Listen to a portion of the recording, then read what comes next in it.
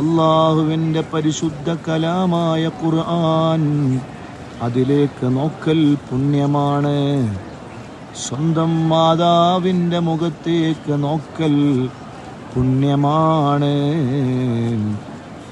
വിശുദ്ധമായ കഅബയിലേക്ക് നോക്കലും പുണ്യമാണ്, പുണ്യമാണ്, പുണ്യമാണ്. അല്ലാഹുവേ, ഒരുപാട് തവണ വിധിയേകണേ അല്ലാഹ്.